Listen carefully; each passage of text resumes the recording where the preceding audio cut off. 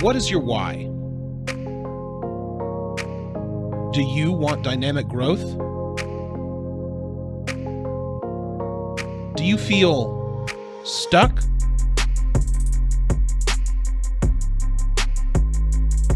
It's time to fix your why. So glad you could join me today right here on the Fix Your Why podcast. My guest today is Amy Griffin, soon to be author, rancher, mother of two. So excited for everyone to hear your story. So give us a brief profile of who Amy Griffin is. Wow. That's all. First, just a simple question. We'll start with a simple question. Simplicity. First, I just want to say thank you. Thank you for having me here. Thank you for asking. I definitely feel like this is another depot that God has me stopping at, and could be more thrilled and excited about this. So thank you. I'm a stay-at-home mom. That is really what I do. And I think along this train ride that I like to call my life is I'm learning how to find me and why. I have always asked why along my way. And I think for the first time in probably 11 years since I went through a divorce that I feel like I'm understanding a little bit of where God is placing me and why. Oh, and that's it's wonderful. Exciting. It's exciting. You know, on the Fix Your Why podcast, I have the opportunity to interview some amazing people, hear their stories, help where I can. But the idea of connecting the different stories is really appealing to me. I'm a writer, so, you know, there's some great content that gets my mind thinking about, you know, where I can go and what value I can give to my audience on the podcast, the people that read my books. When you and I spoke previously, you have great imagery about, you know, the depot and the train, and it's powerful imagery. One of the things that you shared with me previously was the back roads we've taken. I'm going to use that in the book, but maybe you'll use it in your book first. Talk to me about the back roads. I mean, it's powerful imagery. What does it mean to you?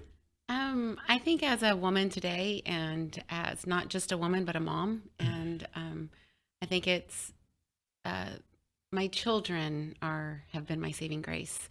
And when I found myself going through my divorce, I had no idea where I was going, and I cried and on my knees, and I got angry with God, and I threw myself in, you know, religion, and thankful for my great grandmother, my grandmother, and my mother for I am here today still standing because I have powerful praying grandmothers and mothers.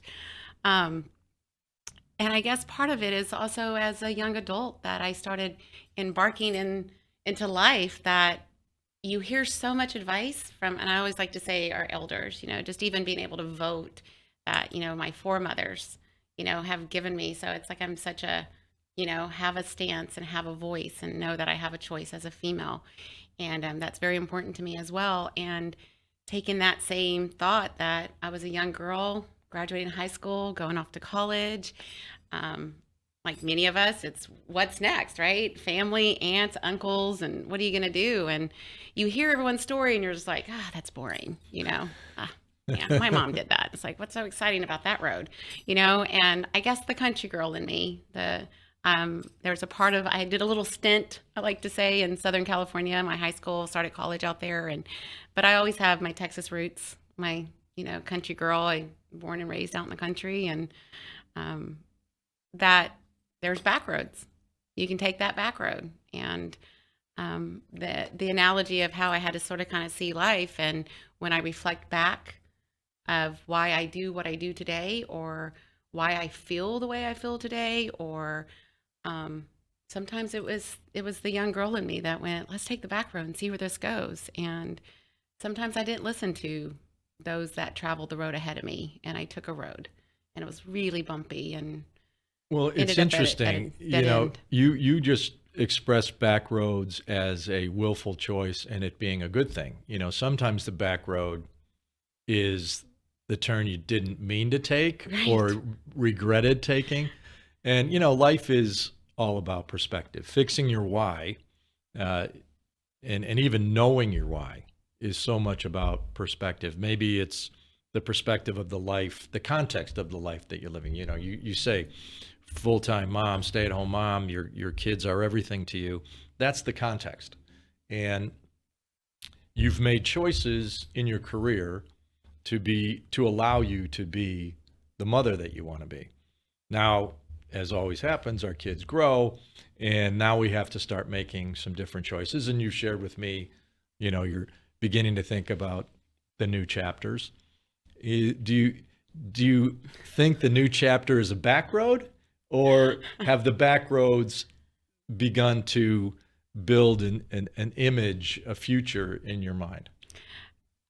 Great. It's funny that you said that, because I was even thinking about that after, we had met, that I think so many of my back roads where I just thought they looked exciting and stuff, and I hit it so many dead ends. And now, where I'm at, it's embracing, when you're traveling down a road or the freeways, or, everything's being expanded. We have to make the 2-lane roads, 4 and 6, and I don't know, what are they? How big they are today? Right. What, 8 or whatever. And I guess now it's like, for the first time in my life, I just sort of kind of feel like I'm on that express, the tollway. Yeah. Where when you take off the rose-colored glasses and you look within yourself, you're not having to hide through the back road. If you're, like you said, it could be a positive or a negative.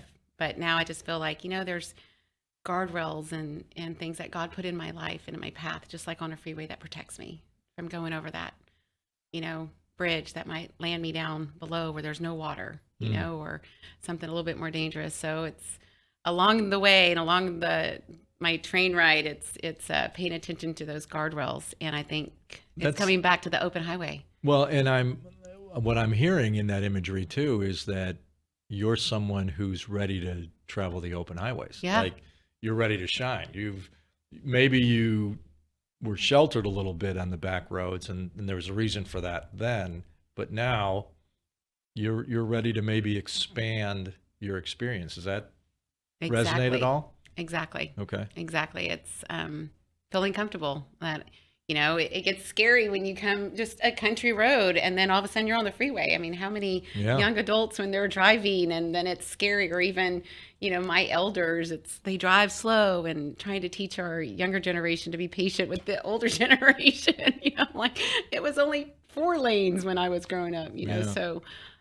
But your life, the rancher life, let's talk about that a little bit, because that wasn't your comfort zone. No. You stepped into something that was foreign. Very. Yeah. But so, again, why'd you put yourself out there? It must have been giving you something you were looking for, right? Because you stepped into it, but you really made something of it. The irony, it's more of what almost protected me, and will lead into, as an upcoming author of the walls that I built. Oh, say more about that. In the process of becoming a single mom and choosing the different roads that are out there, now that I'm a single parent with 2 kids, and what kind of mom was I going to be, was those back roads. And my background is business management. That's what I've known. I've always been in management, accounting, and when the opportunity came up to come back and take over the family ranch, they're a God-sent family, and I embraced it the opposite way, that it protected me from the outside world so I could find out who I was. And so did you build the walls, or did you see a place where they had the walls already? It was a place where there were walls, and I could add more walls. And it's sort of I was, I took like the Cinderella approach of, I got to build my castle, and there was a moat around it because there's security gates. And if you didn't have the code, you couldn't get to me. And I was in a barn full of horses. And so it was sort of kind of a little bit of the opposite, that I took the opportunity of just, it was a place for me to breathe. I could cry. And, Wow. and, sort of, it was like finding my way back to God and where he was leading me. And it's learning how to get not in the back seat, but being a parent, I've driven an SUV that it's like, man, I had to learn how to get in the third row. Because I still wanted to tell, Jesus, take the wheel. And then I'm still, wait a minute. Are we going to go here? Where are we going? And it's just like, I've really had to learn how to get in the third row of that SUV, But now as you're embarking on a potential new chapter, you have to make some choices, right? You have to be intentional about the direction that you're going to move. I know you're thinking about writing a book, which is great, and I could share stories about that, but are you clear about what your intention is as you step forward? I feel today, even more so today, that I have a more clearer vision than I have ever in my life as a woman, not a mom, not a daughter, not a sister, not a friend, not an employee, as a woman, as Amy. That's terrific. Yeah. It's interesting, all the labels that get applied to each one of us and how that can sometimes influence, sometimes restrict the life that we live. Mm-hmm. What I'm hearing is somebody who has now the perspective of all the labels that you wore, and now you're trying to kind of unshackle yourself a little bit and live your own life. And so again, what in the next, I don't know, I'm not real fond of picking time frames because they're somewhat arbitrary, but let's say in the next 2 years, where do you see Amy? An author, sharing my story, hopefully making a difference, public speaking, on a road with you, Michelle. That would be fun. Yeah. I mean, we're not putting coal in the train anymore. We're going. My children are flourishing and just making a difference, and having the courage and the strength to, I think my real message would just be, it took me 10 years to get here. And if I could help, and it's not even just gender related. I think there's amazing single fathers out there as much as amazing single moms. But when you're having to start over and taking care of yourself is one thing, but taking care of two little minds and not influence them, the heartache that you have, it's a different path. And if I could just make the difference in one, then maybe my journey is not for naught. Yeah.